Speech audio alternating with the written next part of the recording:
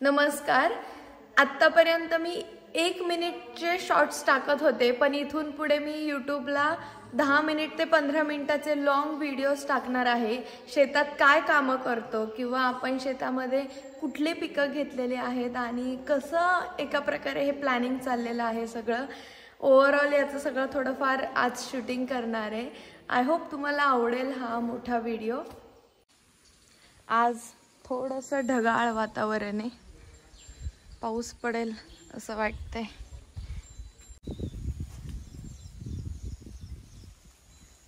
माझ्या मम्मीने खूप सुंदर असे गुलाबाचे फुलं किंवा विविध प्रकारच्या फुलांची बागच तयार केलेली आहे गार्डनमध्ये।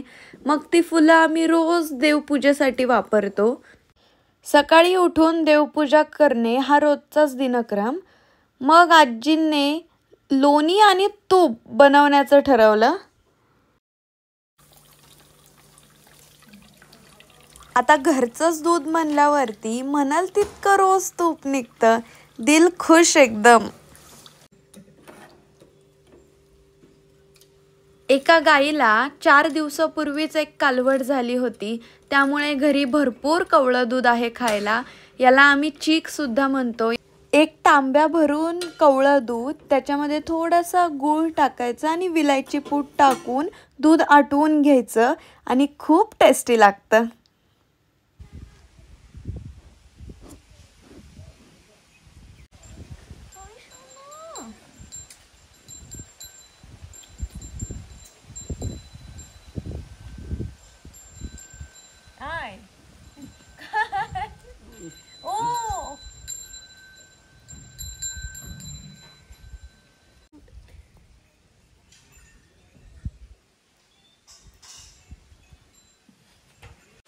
म्हणतात गाईच्या पोटात 33 कोटी देव असतात। ही माझी सगळ्यात आवडती गाय आहे, गावरान गाय आहे आणि हे तिचं बाळ आहे। गोठ्यामध्ये खूप मन रमतं, कळतच नाही वेळ कसा निघून जातो आणि कामं करायला सुद्धा मजा येते। आता गायांना पाणी प्यायला ठेवायचंय, त्यामुळे एका बकेटीमध्ये पाणी भरून घेतलं। पण सध्या फार पाणी पित नाहीयेत गाया। मला असं वाटतंय की पावसाळ्यात आणि हिवाळ्यामध्ये जनावरं कमी पाणी पितात, कारण की सध्या कुट्टी सुद्धा ओली आहे।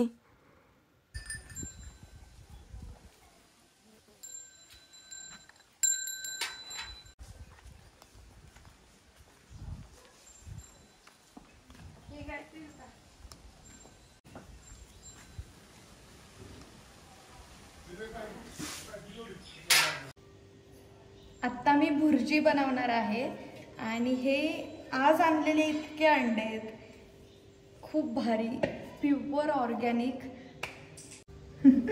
मी भुर्जी बनवत होते, पण आजींची घाई तुपामध्ये बनव, आणि हे तूप त्यांनी सकाळीच बनवलेलं आहे। बस बस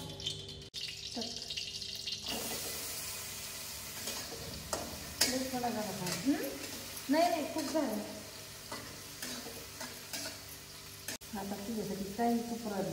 कायम तूप राहत, मी करते राहत, खूप झालं।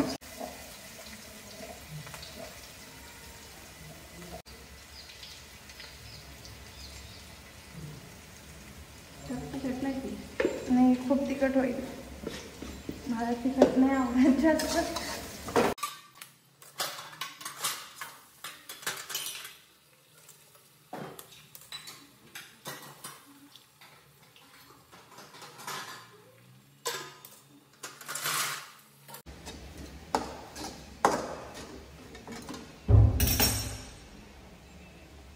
हे लिंबू सुद्धा आपल्या बागेतला आहे। सो विचार करा किती ऑर्गॅनिक गोष्टी खाणं चाललेलं आहे। म्हणजे अंडी पोल्ट्री फार्म मधली आहेत, परत लिंबू बागेतलं आहे, जो मसाला टाकला याच्यामध्ये ते पण उन्हाळ्यामध्ये सगळे मसाले बनवलेले होते आणि तेच सगळे मसाले आहेत।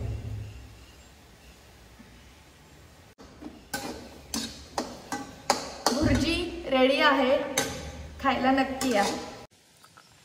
आता काकडी आणि वांग्यावरती औषध मारायचंय, त्याची तयारी चालू आहे. आपण लावलेलं काकडी आणि वांग एक नंबर आलंय आणि फळ पण बरंच लागलेलं आहे. एका आठवड्यामध्ये काकडी चालू होईल जवळपास.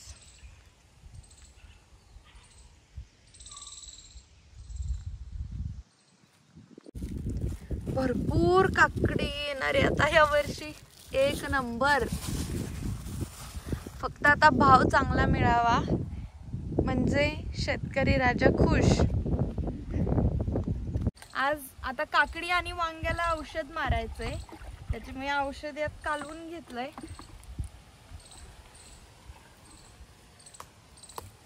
एवढा एक डब्बा टाकू? हा टाक. अजून एक झालं बस? हा बस. काकडी आणि वांग्यासाठी कोणती औषधं मारावीत, कोणते कीटकनाशक वापरावेत किंवा त्याला कुठला रोग झाला तर काय करावे याचा एक फुल व्हिडिओ मी लवकरच माझ्या चॅनलवरती पोस्ट करणार आहे. त्यामुळे चॅनलला सबस्क्राईब करा. लहानपणी उन्हाळ्याच्या आणि दिवाळीच्या सुट्ट्या याला कायम मी गावी असायचे राहायला, त्यामुळे औषध मारणं म्हणा किंवा कुठलंही शेतीतले कामं बऱ्यापैकी मला माझ्या आजी आजोबांनी शिकवलेली होते, कारण की त्यांचं बघून आम्ही ते आवडीने करायला जायचो. त्या सर्व गोष्टींचा अजूनही विसर पडलेला नाहीये.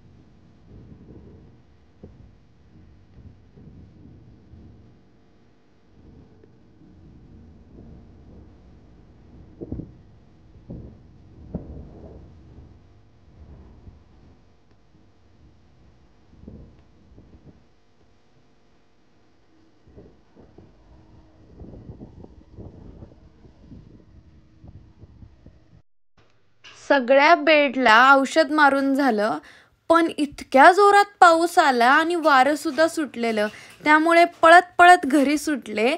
मधल्या रस्त्यात आले आणि बघते तर काय आता पाऊस पण नाही आणि वारा पण नाही. मग म्हणलं जाऊ दे यार, शेतातच भारी वाटतंय, इथेच थोडं चिल करावं, थोडा वेळ स्पेंड करावा. औषध मारून झालेलं आहे काकडी वांग्यावरती आणि आता थोडं आपण चिल करून जाऊयात, थोड्या गप्पा मारूयात. की तुम्हाला गावं आहेत का मला कमेंटमध्ये नक्की सांगा आणि तुमच्या गावाचं नाव काय आहे ते पण सांगा. मी तर आहे कुळधरण गावची, कर्जत तालुक्यामध्ये आहे हे, आणि मला गावाला खूप आवडतं शहरात राहण्यापेक्षा. पण सध्या कॉमनवेल्थ कॉम्पिटिशनची तयारी करायची आहे, त्यामुळे मला पुण्यात राहणं खूप गरजेचं आहे जास्तीत जास्त. पण मध्ये आधी जेवढ्या वेळा मला जमेल तितक्या वेळा मी यायला ट्राय करते. हे जे तुम्ही मागे बघताय काकडी आणि वांग, याच्या लागवडीच्या वेळेस मी इथेच होते. तुम्ही माझे शॉर्ट्स व्हिडिओज पाहिले असतील इंस्टाग्राम आणि यूट्यूबला, तर त्यामध्ये मी ही लागवड कशी करतात त्याचेही व्हिडिओज टाकलेले आहेत. म्हणजे ठिबक टाकणं, मल्चिंगचा पेपर हतरणं, सगळं डिटेलिंग व्हिडिओ केलेला आहे त्याच्यावरती. मला सगळ्यांना एक रिक्वेस्ट करायची आहे, स्पेशली शहरातल्या लोकांना. तुम्हीही सर्वजण गावाकडून शहरात गेले आहात किंवा काही बऱ्याचशा पिढ्या तुमच्या शहरातच आहेत, पण प्रत्येकाला गाव असतं आणि गावं आपण जपली पाहिजेत. शेत्या विकण्यापेक्षा शेत्या घेतल्या पाहिजेत. जर पिकलं नाही तर खाणार काय, बरोबर की नाही. सो एकच रिक्वेस्ट आहे की आपण जेव्हा भाजीपाला घ्यायला जातो किंवा फळं घ्यायला जातो तर तिथे भाव नाही केला पाहिजे शेतकऱ्यांसोबत. म्हणजे सपोज आता कोणी रस्त्याच्या कडेला बसलंय भाजी घेऊन वगैरे, एखाद्या मावशी काका कोण, तर आपण त्यांच्याकडे 2-2 रुपयासाठी भांडतो. 10 रुपये कमी करा, 5 रुपयांनी द्या, म्हणजे शेतमालाला भावच नाही आहे. पण तसंच आपण जर मॉलमध्ये गेलो एखाद्या भारी, तिथे आहे त्या प्राइस टॅगचं काहीही न विचार करता घेतो आणि एक्सपेन्सिव्ह गोष्टी असतात त्या, हे मात्र खरं. पण इथे 5-5, 10-10 रुपयासाठी आपण वाद घालतो शेतकऱ्यांशी. कृपा करून असं करू नका, कारण की मी जवळून अनुभवलंय की शेतीमध्ये काम करणं खरंच खूप अवघड आहे.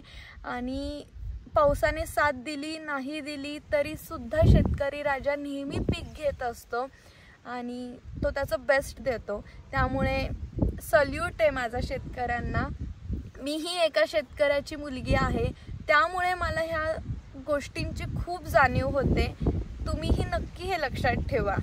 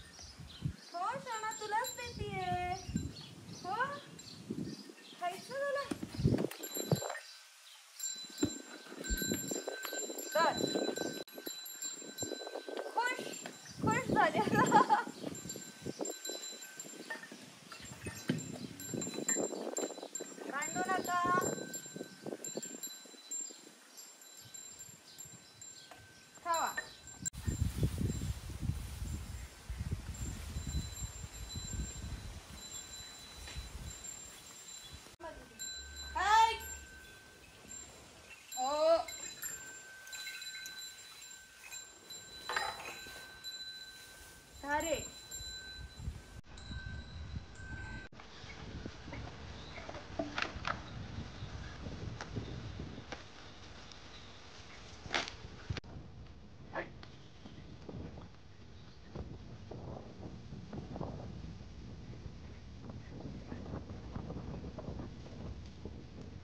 चला चला.